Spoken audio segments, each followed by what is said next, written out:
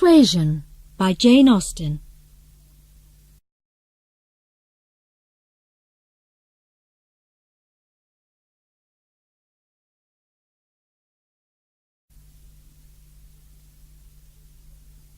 Chapter 1. Kellynch. Sir Walter Elliot lived at Kellynch Hall in Somersetshire with two of his daughters, Elizabeth and Anne. His third daughter, Mary, did not live at the Hall. She met Mr. Charles Musgrove. They married, and Mary went away to live at Charles's home in the village of Uppercross, not very far from Kellynch. Sir Walter was 54 years old and was a handsome man, but he was not a clever man.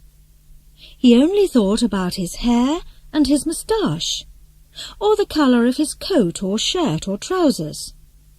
He never wanted to think about other things. His wife, Lady Elliot, a beautiful, clever and friendly woman, was now dead.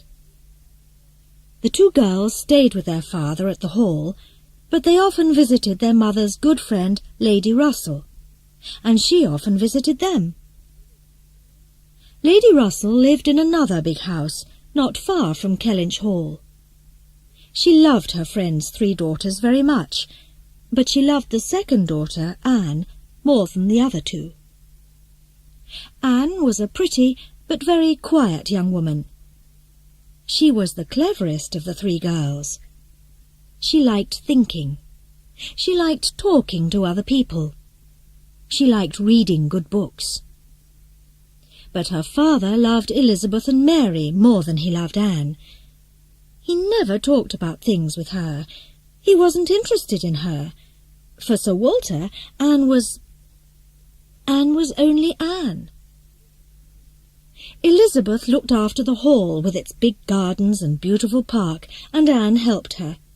Mary sometimes came to visit them. Sir Walter, their father, never wanted to think about money. He liked buying new things for the house. He liked buying new jackets and shoes. He liked driving in expensive new carriages. But he never asked, "Where does the money come from? How much money have we got?" He did not like thinking about it. So after some years, the Elliot family didn't have much money. Sir Walter spoke to Elizabeth about it. Elizabeth spoke to Lady Russell about it. She asked Lady Russell to help them. "What can we do?" she asked her mother's old friend. "I do not know, but I can ask my friend Mr. Shepherd," Lady Russell answered. "He is clever with money. He can help us." Lady Russell came to the Hall with her friend Mr. Shepherd. They talked to Sir Walter and to Elizabeth.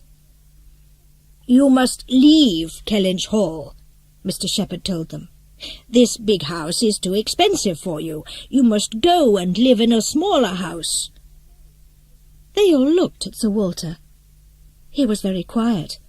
He said nothing for a minute or two, but then he answered, "Yes, you're right.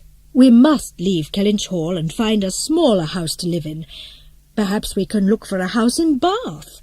It is not very far from here, and I like living in Bath. It is a beautiful city. A lot of interesting, rich families live in Bath, you know." Anne listened. She was not happy. She did not like Bath. She remembered her 3 unhappy years at school there after her mother died. But they didn't ask Anne. Sir Walter was not interested in Anne. They were going to leave her beautiful home, Kellynch Hall. Bath was going to be her new home. One day, soon after this, Mr. Shepherd was in Taunton, a town quite near Kellynch Hall. He met a man called Admiral Croft there, and his wife, Mrs. Croft. The Crofts had no children, and they were rich. Admiral Croft and his wife wanted to find a big house in Somersetshire, near Taunton. "I am in the Navy," the Admiral told Mr. Shepherd, "but I have a holiday now for some months, and I want to take a nice, quiet house near here for a holiday." Mr. Shepherd told Admiral and Mrs. Croft about Kellynch Hall. They were very interested. They wanted to see it. "When can we visit Sir Walter Elliot and see his house, do you think, Mr. Shepherd?" asked Mrs. Croft. Mr. Shepherd asked Sir Walter the same question, and the Crofts visited the Hall with Mr. Shepherd one afternoon a week later for tea. They met Sir Walter, Elizabeth and Anne, and they all sat together and had tea. The Admiral and his wife liked the house and its gardens very much. They asked many questions about it. Mr. Shepherd wanted to know more about the Crofts, too, so he asked them some questions. "And you know, Sir Walter," Mr. Shepherd said later, "Mrs. Croft comes from Somersetshire, too. Her brother lives quite near Kellynch, she said. But what did she say her brother's name was now? I cannot remember." Anne listened. She waited, and then said quietly, "Mr. Wentworth is his name, I think." "That is the name, Mr. Wentworth. Thank you, Miss Elliot." Anne stood up suddenly and walked quickly out into the garden. She was excited. Her face was hot and red, and she did not want the other people in the room to see.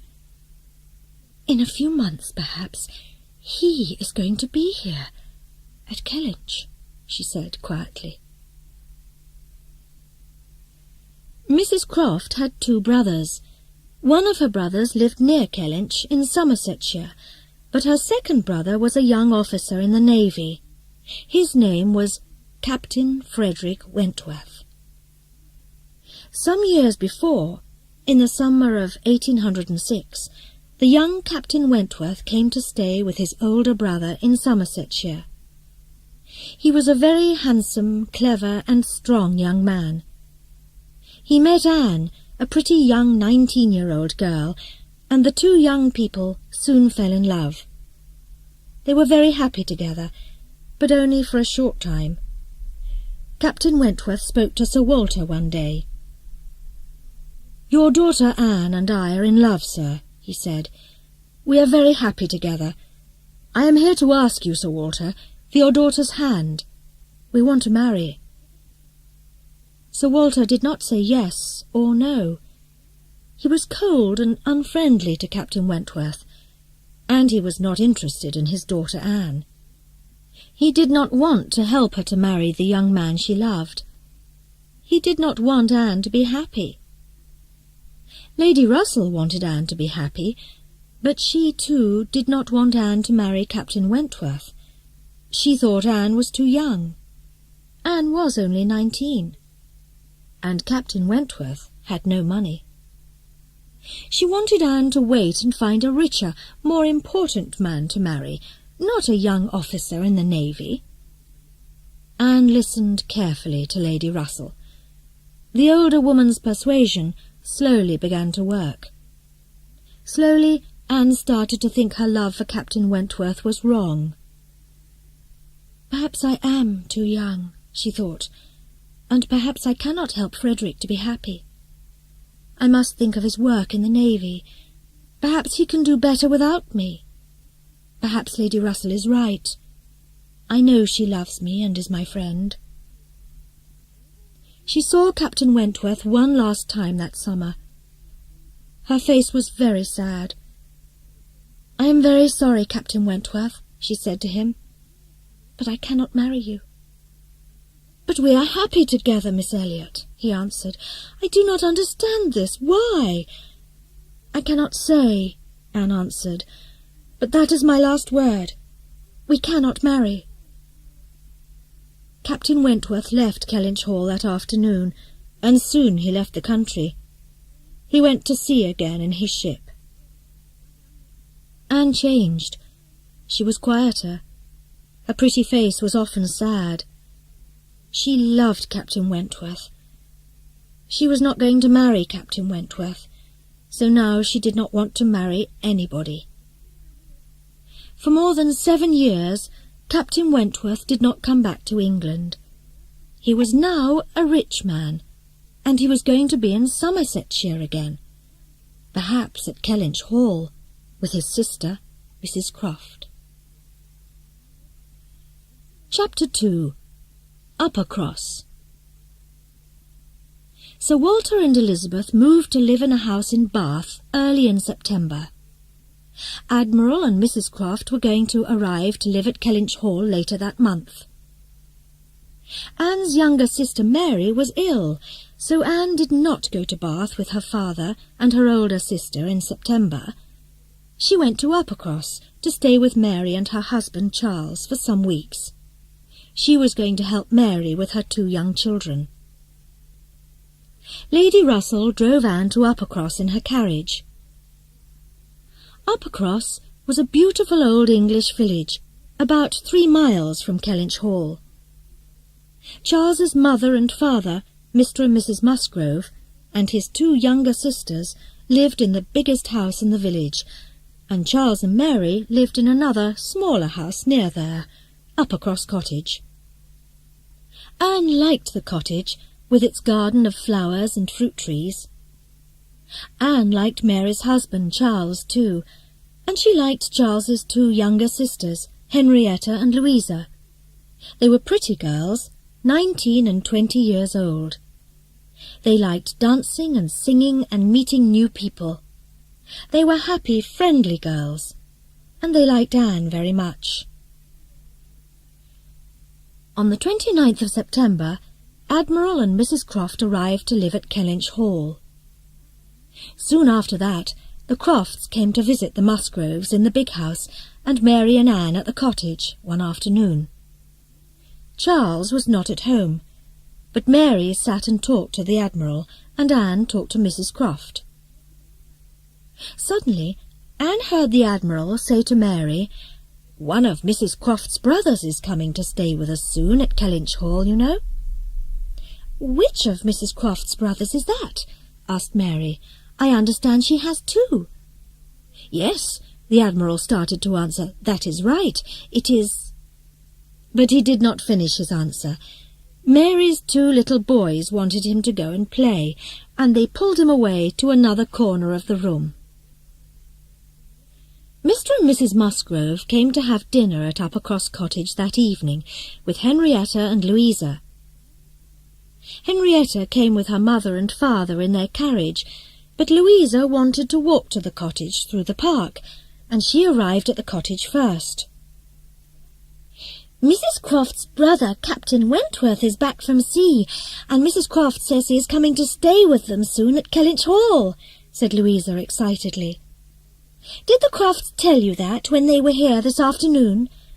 Mother says he is a very handsome young man. He was here in Somersetshire 7 or 8 years ago, she says, and he is now an officer in the Navy."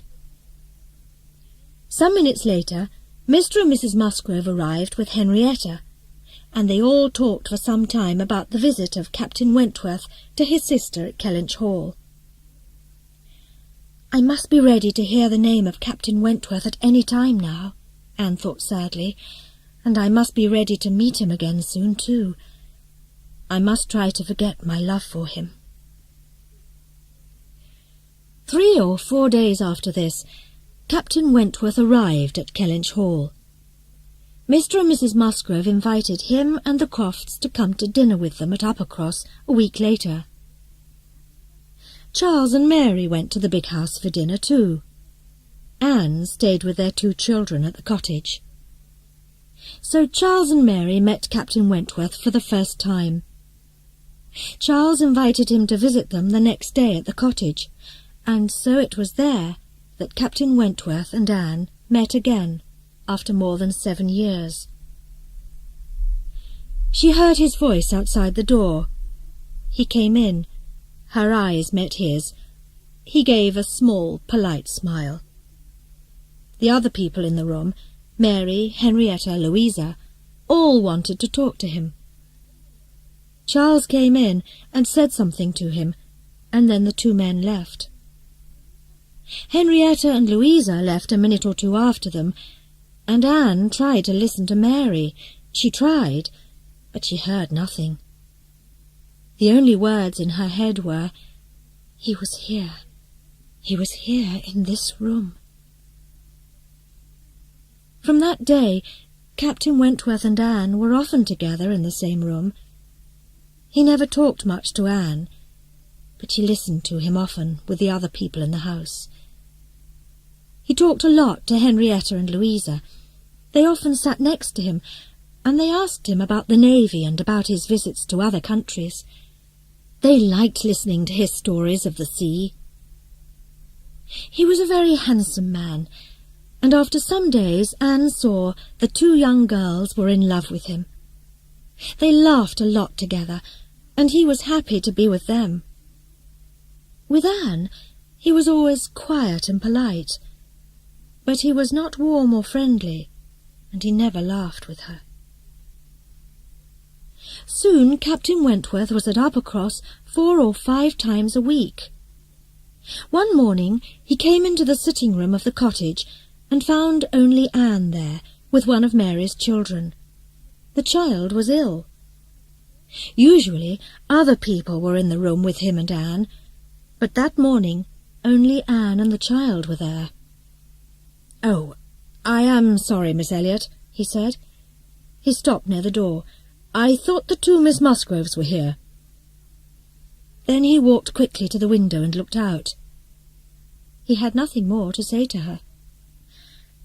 "They're coming in a minute, I think," said Anne.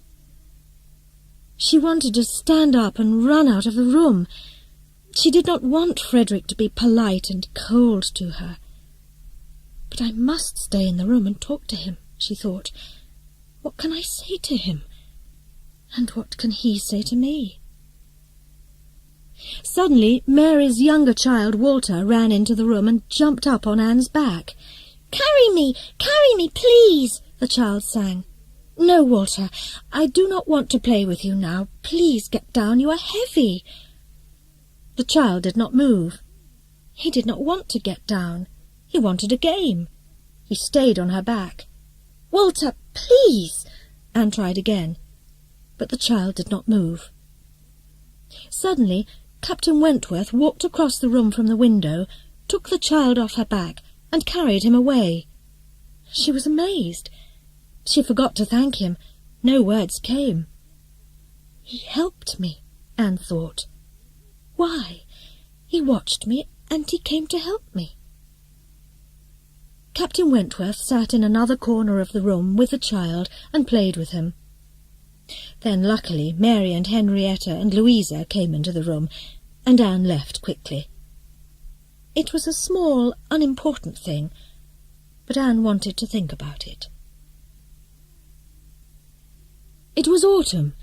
The trees were brown and yellow in the park of the big house at Uppercross.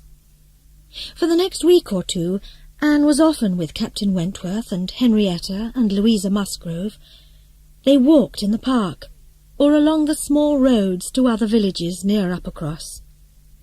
Anne watched and listened, but she thought Captain Wentworth was not in love with Henrietta or Louisa. He liked them, but he was not in love with them, she thought. One afternoon, because the weather was warm and sunny, they went for a longer walk than they usually did. They were not far from Kellynch Hall. They were all quite tired, so they stopped and sat down under a big tree for some minutes. Suddenly they saw Admiral Croft and his wife in their small carriage in the little road near them. Mrs. Croft saw them, and the Admiral stopped his carriage. "You have a very long walk back to Uppercross, and it is quite late," said the Admiral. "Can we take one of you with us? We can easily take one more in the carriage, you know." Henrietta and Louisa were not very tired, so they said, "No, thank you." Mary said no, too.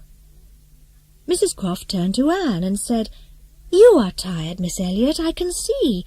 You must come with us in the carriage. We can very easily take you." Anne smiled and was going to say no, thank you, but Captain Wentworth turned and looked at her quietly. Then, without a word, He took her arm and helped her up into the Crofts' little carriage. Again Anne was amazed, and again she forgot to thank him. He saw I was tired, so he put me here, she thought. The Admiral drove off along the road to Uppercross with his wife and Anne. Anne talked and answered their questions without thinking, but then they began to talk about Frederick, and Anne listened. "I think it is time he found a wife now," said the Admiral. "He likes those 2 Musgrove girls, but the question is, which of the 2? "Yes, which? They are very pretty girls, but I do not think he is in love with them, and it is not easy to say which he likes most," answered his wife. Chapter 3. Lyme. For 2 or 3 days after the long walk and the drive in the carriage with the Crofts, Anne did not see Captain Wentworth at Uppercross. He was away. He went to visit his old friend Captain Harville in the town of Lyme by the sea, 17 miles from Uppercross.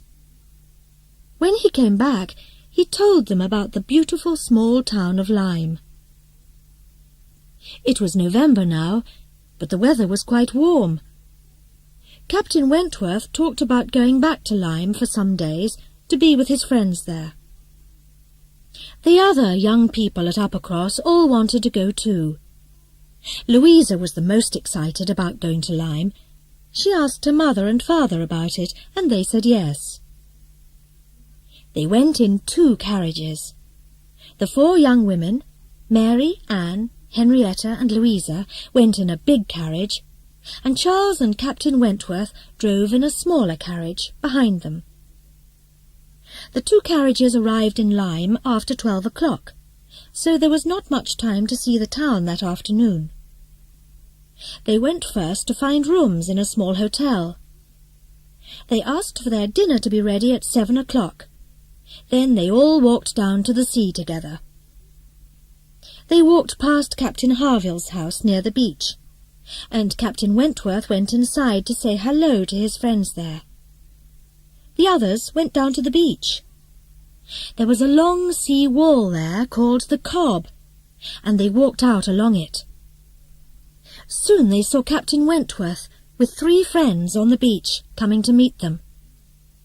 Captain Wentworth was with Captain Harville and his wife, and another young officer in the Navy, Captain Benwick. They all met on the Cobb and walked back to the Harvilles' house together. Anne and Henrietta were the first people to be up early the next morning, so they went for a short walk down to the sea together before breakfast. The wind from the sea was cold in the early morning, but it was another beautiful November day. After some time they turned to go back to the hotel, and there on the beach they saw Captain Wentworth. They all walked back to the hotel together. At the door of the hotel they met another gentleman coming out. His carriage waited by the door. They didn't know him. He was about 30 years old, not handsome, but he had a nice face. He moved back quickly and opened the hotel door for them very politely. "Thank you, sir," said Anne. She looked at the polite gentleman, and she saw in his eyes that he thought she was beautiful. Anne was very pretty that morning, after her walk in the early morning by the sea. Captain Wentworth saw the quick look in the polite gentleman's eyes too, and he looked more carefully at Anne. His eyes suddenly seemed to say, "Yes, you are beautiful this morning. This is the same Anne Elliot I knew and loved more than 7 years ago." At breakfast, Captain Wentworth asked one of the people in the hotel about the gentleman at the door. "Can you tell us his name?" "Yes, sir," the man answered. "That is Mr. William Elliot, a very rich gentleman, sir. He arrived by ship last night from Sidmouth. He's going from here to Bath, and then to London, I think, sir." "William Elliot," said Mary. "That must be our cousin, Anne. And here in the same hotel with us. He is going to be the next head of the Elliot family when father dies, you know, Captain Wentworth. I'm happy to know that the next head of the family is a gentleman, Anne said. But she left her words unfinished, because Captain and Mrs. Harville and Captain Benwick arrived and took them for a walk in Lyme. They walked first through the streets of the old town. Then Louisa said she wanted to walk along the Cobb again, so they all went back to the beach. The Harvilles did not come with them. Captain Harville had a bad leg, and he was tired, so they stopped at their house. Captain Benwick walked on with them to the Cobb. The wind was quite strong on the sea wall, so they all went down to the beach below it. Louisa wanted to jump down from the wall, and Captain Wentworth gave her his hand to help her. She smiled and jumped, but she did not catch his hand, and she fell. Her head hit the beach hard. She did not move. They all stood without speaking. Then Henrietta started to cry, "Louisa! Louisa!" "She is dead," said Mary, her face white. Captain Wentworth took Louisa's head in his arms. His face was as white as Louisa's. Charles and Anne took Henrietta's arms and helped her to sit down before she too fell. "Somebody help me, please," said Captain Wentworth. Help him, said Anne. "Leave me. I can easily look after Henrietta. Help Captain Wentworth with Louisa, quickly." Captain Benwick and Charles moved quickly to help Captain Wentworth. "A doctor," said Anne. "We must get a doctor." "That is right, a doctor," Captain Wentworth said. "I know where the doctor lives," said Captain Benwick, and he started to walk quickly along the Cobb to the beach and to the town. "What can we do for her, Anne?" Charles asked. Captain Wentworth turned to Anne for help too. "We must carry her to the hotel, slowly and carefully," said Anne. They started to carry Louisa slowly along the sea wall. When they were outside the Harvilles' little house, the door opened and Captain and Mrs. Harville came out quickly to help them. "You must bring her in here. The doctor can come here to see her," Captain Harville said.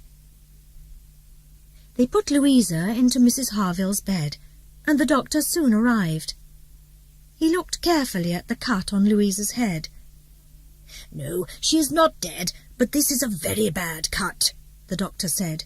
"She must stay in bed for 2 or 3 weeks. She must not move from her bed."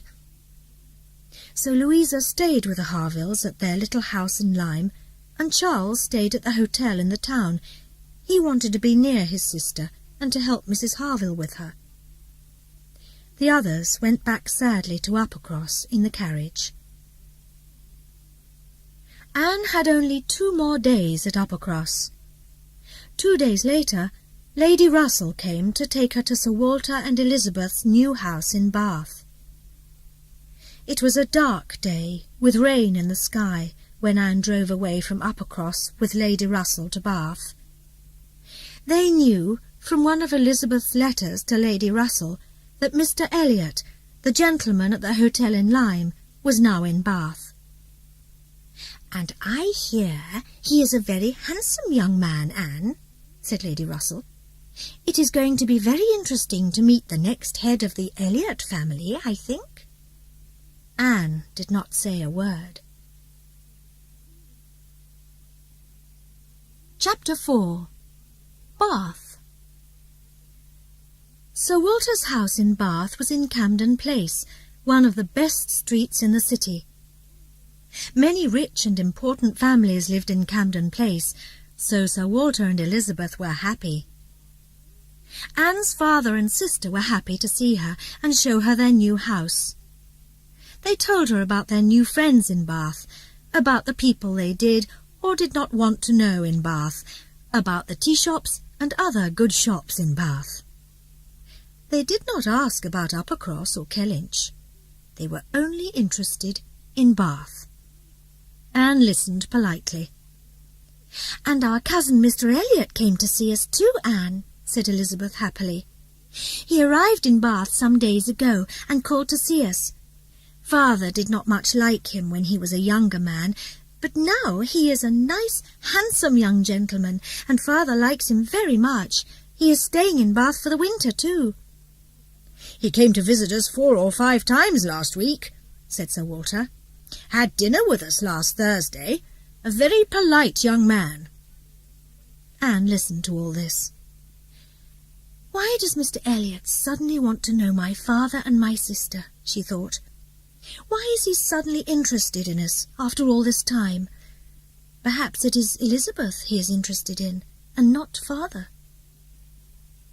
All through dinner they talked about Mr. Elliot, and suddenly, after dinner, Mr. Elliot arrived to visit them. When he came into the room, he was amazed to see Anne there, but very happy to meet her again. "Miss Anne Elliot, my cousin, and we were in the same hotel together in Lyme. I am very happy to know your name this time," he said. He sat down with them, and they talked about Lyme and the hotel there, and Anne told him about Louisa's accident. He stayed for an hour. He liked sitting and talking to Anne. The time went very quickly. The winter weeks went by, and Anne got to know Mr. Elliot better and better. She did not understand why he was suddenly interested in them after 10 years without knowing them, but she slowly started to like him. He was always friendly and polite to her, sometimes too friendly and too polite, perhaps, she thought. Her friend, Lady Russell, liked Mr. Elliot. She thought he was interested in Anne, and was perhaps in love with her. Perhaps he was the rich and important husband Lady Russell wanted to find for Anne. Anne did not think this. She told Lady Russell one day that she was not interested in marrying Mr. Elliot.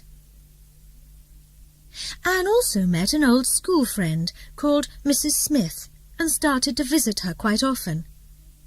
Mrs. Smith was ill and did not go out much. She had no money. Her husband was dead, and she lived very quietly in 2 small rooms not far from Camden Place. Anne always liked visiting Mrs. Smith. Lady Russell often took her to Mrs. Smith's house in her carriage, and then Anne sat and talked to her friend all morning. Mrs. Smith was a clever woman, and was always happy and friendly. She never talked about her illness to Anne. February came. One day a thick letter came from Mary in Uppercross too. It came to Bath with Admiral and Mrs. Croft. They were in Bath for some weeks, because the Admiral wanted to see a doctor there, and to visit some old friends from the Navy. Mary's letter told Anne that Louisa was better after her accident, but that she was in Lyme with the Harvilles.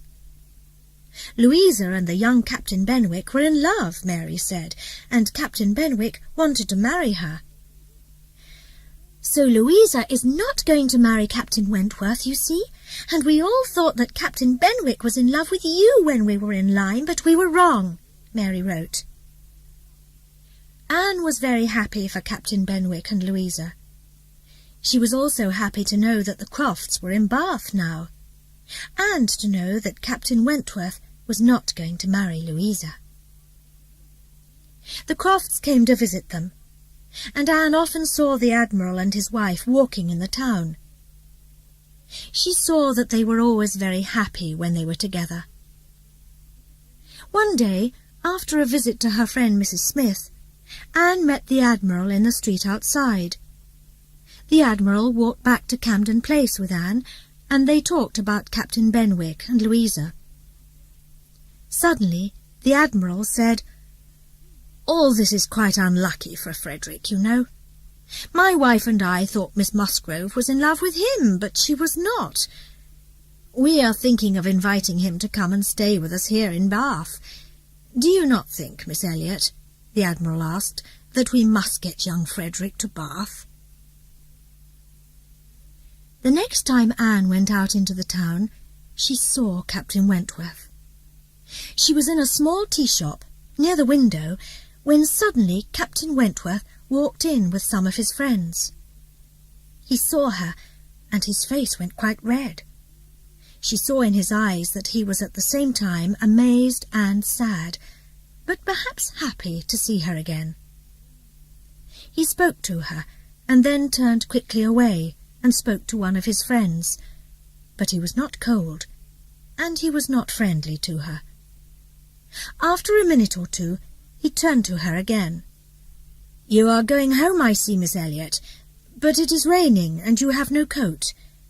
Can I help you to find a carriage? You cannot walk home in the rain." "Thank you, Captain Wentworth, but no. I am going with Mr. Elliot, my cousin. He is walking home with me. Ah, here is Mr. Elliot now." Captain Wentworth remembered Mr. Elliot very well. The man outside the hotel in Lyme, looking at Anne in the early morning and thinking she was beautiful. Mr. Elliot came in quickly, and because of the rain, he wanted to leave the tea-shop quickly, before it rained harder. She only had time quickly to say, "Good morning to you," to Captain Wentworth, before she was out in the street, walking home with her hand under Mr. Elliot's arm. But many questions about Captain Wentworth danced in her head. Was he unhappy about Louisa's marriage to Captain Benwick? Was he happy to see her in the tea-shop? How long was he going to stay in Bath with his sister? Nothing happened for a day or two. Then an important friend of Sir Walter invited all the Elliots to go to the theatre one evening. They arrived early at the theatre and waited by one of the fires inside. Suddenly the door opened and Captain Wentworth came in. Anne was nearest to him. "How do you do?" she asked when he saw her. He stopped, and they talked for a minute or two about the weather in Bath and about the Crofts. Then they had nothing more to say, but he did not leave her. Suddenly he started to speak again, about Louisa's accident, and her love for Captain Benwick. "He wants me to understand that he was not in love with Louisa at Uppercross and in Lyme," she thought. "Is he trying to tell me that he loves me?" she thought. When they went into the theatre, Anne walked without seeing anything, without hearing anything. She was very, very happy. Mr. Elliot sat next to her, but it was difficult to listen to him, to talk to him, to think. Captain Wentworth was with his friends, quite near them, and she knew that he watched her with Mr. Elliot. She saw his face change when he saw them together. He did not like to see her with her cousin, the polite Mr. Elliot. For a minute she was happy that he did not like it. She knew now that he loved her, after all this time. But then she thought, "I must show Frederick that I do not like this cousin, this Mr. Elliot, that he is nothing to me. But how can I tell him?" The next afternoon Anne went again to see her friend Mrs. Smith. She wanted to tell her all about the evening at the theatre. She knew her friend liked to hear everything. "I know you had a very good evening, Anne," said Mrs. Smith. "I can see in your eyes that you are happy today, that last night you were with the man you love more than all the world." Anne's face went red. How did Mrs. Smith know about Captain Wentworth? "But please tell me, Anne," Mrs. Smith went on, "does Mr. Elliot know about me? Does he know that I am in Bath?" "Mr. Elliot?" Anne asked. "Do you know Mr. Elliot?" She suddenly saw Mrs. Smith's mistake. Her friend thought that Anne was in love with Mr. Elliot. "Yes, I know William Elliot very, very well," Mrs. Smith said, quietly and sadly. "And I can see that you are in love with him, that perhaps you are going to marry him." "Marry Mr. Elliot?" Anne was amazed. "I am not going to marry Mr. Elliot. It is not Mr. Elliot that I—" She stopped. "Why did you think that?" she asked. "Because I know you are often together. And I know some of your friends here think the same thing too." She suddenly smiled again. "But I am very happy to hear that you are not in love with Mr. Elliot, and that you are not going to marry him." "Why are you happy about it?" Anne asked, and so Mrs. Smith told her about Mr. Elliot. "He is a cold, dark man," she said. She was angry now.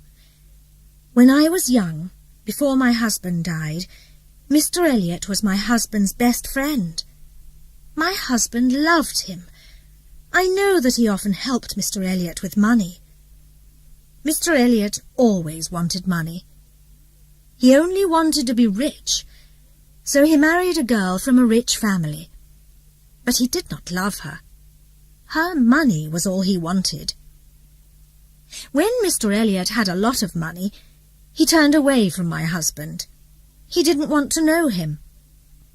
When my husband was ill and when he died, he left me with no money. Mr. Elliot did not want to help me or hear about me. Then last year his wife died too, and he had all her money. The next thing he wanted was to have an important name, to be Sir William Elliot, the head of the Elliot family. So he came back to Somersetshire, to Bath, and tried to get to know your father and sister again. He is only interested in William Elliot. He is never interested in other people. He is a very bad man." Anne listened to Mrs. Smith's story, and she read some letters from Mr. Elliot to her friend and to her dead husband. She saw that her friend's story was all true. Mr. Elliot was a very bad man. She went home. She was happy that Mr. Elliot was away from Bath for a day or two. There were a lot of things to think about, and she must tell Lady Russell the story about him. She must ask Lady Russell to help her. But when she arrived back at Camden Place, she had no time to think. She found that Charles and Mary were there. They were in Bath for 10 days. Elizabeth talked about giving a big dinner for them, with some of their new friends in Bath, the next day. She sat down and wrote letters inviting people to come to the dinner, and she invited Captain Wentworth to come too, because he is one of Charles's friends, she said. The next morning, Anne went to visit Mary at the hotel she and Charles were in. Other people were there too. Captain Wentworth was there, at a desk in one corner of the room, writing a letter. He finished and stood up, ready to leave. Suddenly, he pushed the letter across the desk in front of Anne's eyes, and then quickly left the room. The letter was to Miss A.E. Anne fell into a chair near the desk, opened the letter, and read, "I must speak. I cannot go on without knowing. My love for you is not dead. I cannot love anybody but you. Why do you think I am here in Bath? For you. What do I think about all day? You. You must see that I am waiting for you. After 8.5 years now, I am here waiting for you. Please do not tell me that I am too late. F.W." Anne did not move or speak. She was white. The others saw her white face. "You are ill, Anne," said Charles. "I must find a carriage and take you home to Camden Place." But Anne did not want to go in a carriage. She wanted to walk. She wanted to try to see Captain Wentworth in the street, to answer his letter with a word or a look. She wanted him to know now that she loved him too. They were in Union Street when they saw him. He turned and saw them when Charles called to him, "Captain Wentworth!" He stopped and came across the street. He did not look at Anne. "Are you going up to Camden Place, perhaps?" Charles asked. "Can you walk with Miss Elliot? She was not well at our hotel, and now I am taking her home for an hour or two before the dinner this evening. But I must be at the gun shop in the market square in 10 minutes. The man there wants to show me a new gun. Perhaps you can take my place and walk with Miss Elliot." Captain Wentworth smiled, said yes, and in half a minute Charles turned and left them. They started to walk slowly up the street together, Anne with her hand under Captain Wentworth's arm. They began to talk. After another minute they turned together into a little garden and sat there together to talk about the sad story of the past 8.5 years. And in all the years after that morning they never forgot what happened in that garden and the things they said. They talked about the past 4 or 5 months, of Uppercross, of Henrietta and Louisa, of their days in Lyme, and of the love they now knew they had. By the time Anne and Captain Wentworth arrived back at Camden Place, they were 2 of the happiest people in the world. Anne and Captain Wentworth were to be married in the spring. When Mr. Elliot heard this, he soon left Bath. He did not want to marry Elizabeth, and he knew that Anne knew his story from her friend, Mrs. Smith. Lady Russell, too, started to like Captain Wentworth. She wanted most to see Anne happy. She saw now that Captain Wentworth loved Anne, and that Anne loved him, that all Anne wanted in the world was to be the wife of this handsome young officer.